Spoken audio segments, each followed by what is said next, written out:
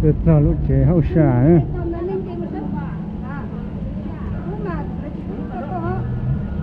最好下了，又知道你靠近嘛，你不木手啊。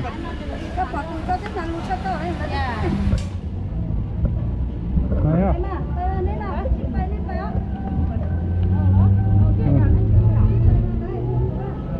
ไป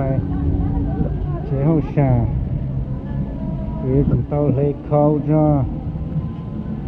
เต้าเลยเข้าจ้าหนังมึงว่า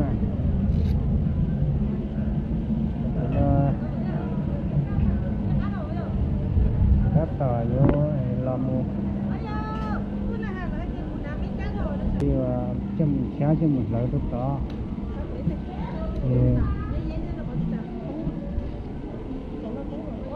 thôi họ có mộng nữa cho nó xịn ra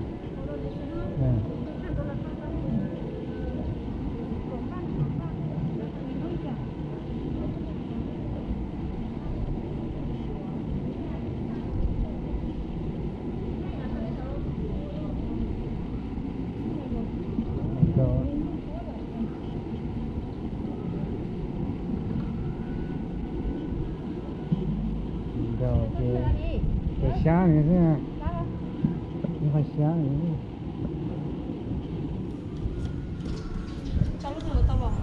cháu lúc tao nó ra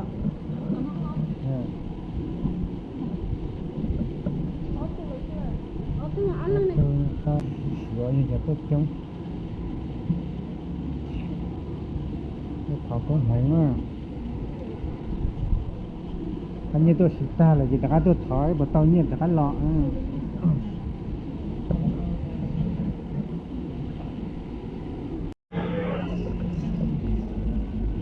mình ta tỏ tôi khó có mộng để chấm lọ đó cái chống tôi đưa to ta là thế này tôi ta có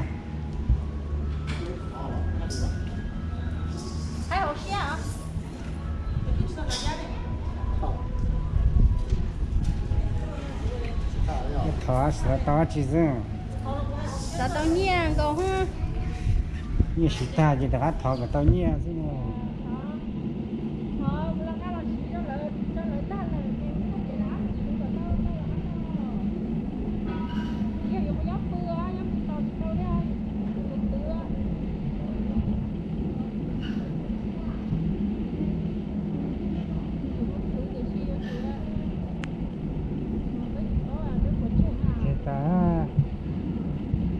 cái mùi lo đó bé kìa tụm lọ bé có cú thế đặt xuống nó chỉ lo bật chè là cái liền đấy nó bật chè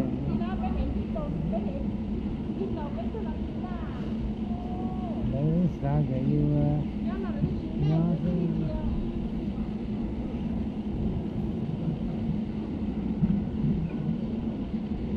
mua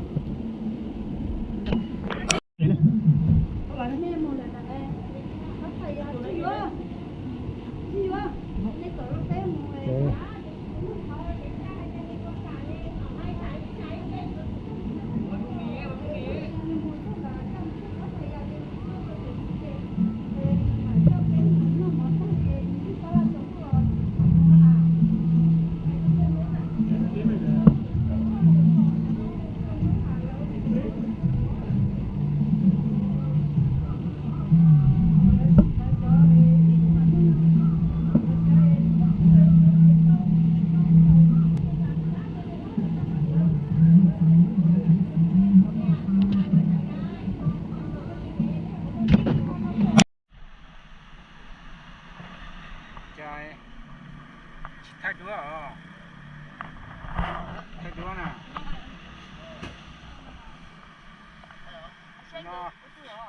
nó bỏ ta là trốn tu hai tao ít xong nó bỏ kia đấy bây giờ tao tổ chi xong nó bỏ ta là trốn tu thấy té đấy gì gì mới chơi hai đó tí nè sẽ có lúc tí nè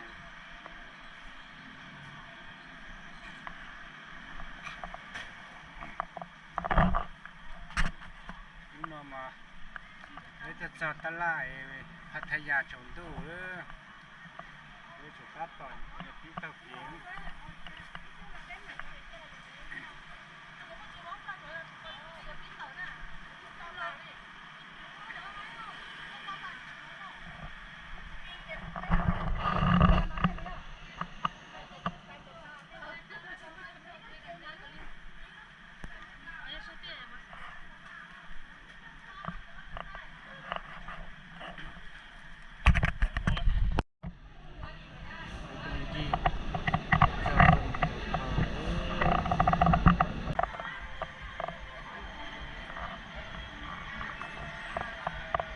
ใช้เก๋จะเดือดเตอร์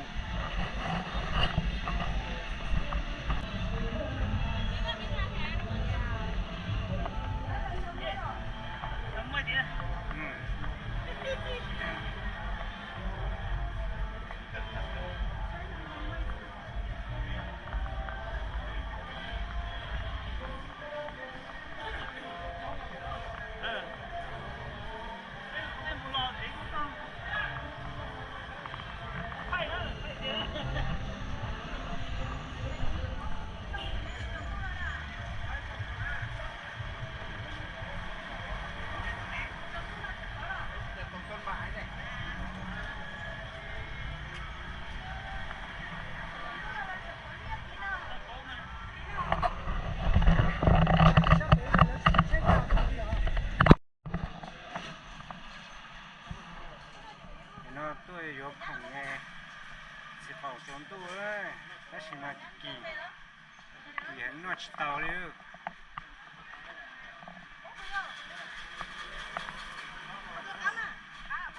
โอเค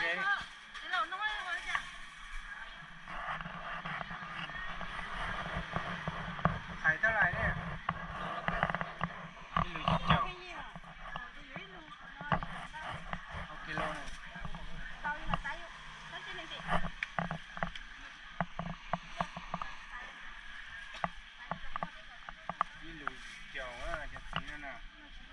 Chapla.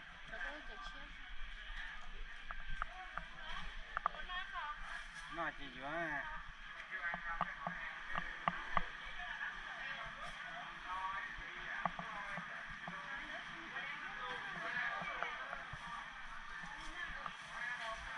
Cái trái nó chỉ chung một chỉ phao là chỉ phao kỳ hành nhé. Cái nó sẽ lú yo ốp bùa, bếp bùa, lót bùa. Nó chua chứ chứ nào nó cũng là khá là đó nó thầu y mà nó cái phá nó chỉ ta là trồng tu đấy mình nâng trồng ra nó cho nó sẽ có gì hay rồi cái vừa thầu nó đấy là vừa cái lúa nó chứ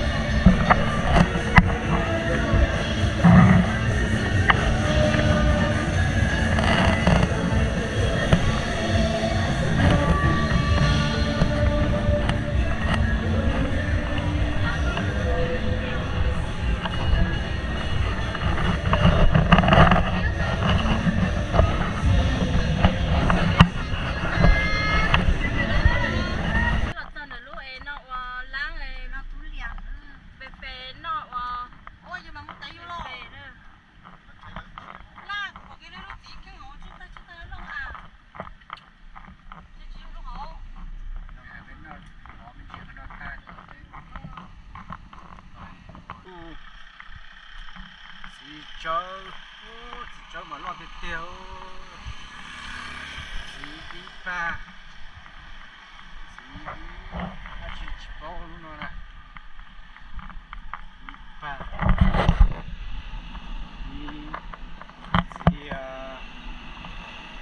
chiếu nó chỉ cho phá này bây giờ chỉ cho mà hãy tiền tiền Lu nó mà anh chị nó chỉ tài luôn thì nó chỉ chơi thò nó chỉ lu nó mà ai thì tiền nó chỉ chơi thò chỉ để nó chỉ chạy ra chỉ把mà sống đi đây chỉ lại tàuจะเป็นน้อยจีว่าเจ้าเทียจีดีปันจัวตอนตรงโอ้ยบ่เป็นเนี่ยตอนตรงจีตอนตรงจีเจ้าจีจุหัวเป็นน้อยรู้ให้ชับเลย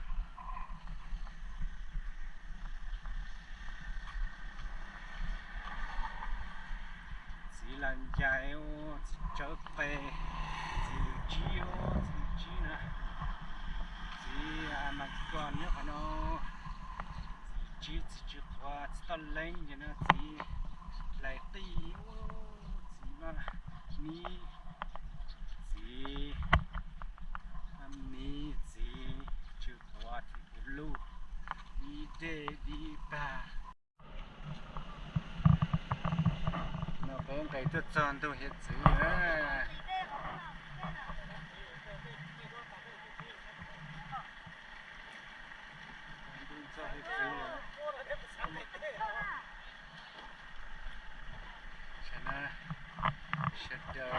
ครับต่อไปจะเนอะ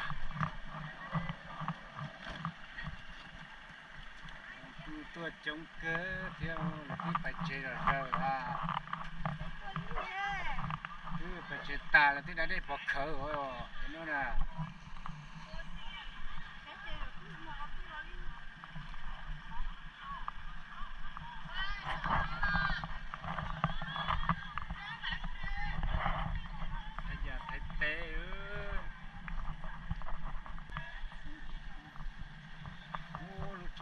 ta tỏ quần gì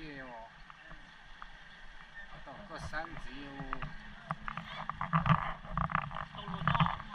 đó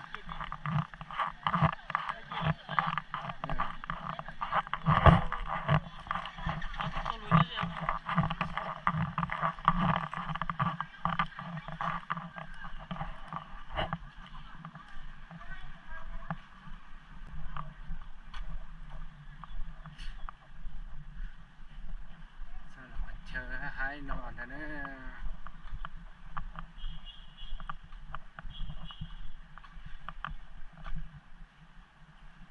sau kia nữa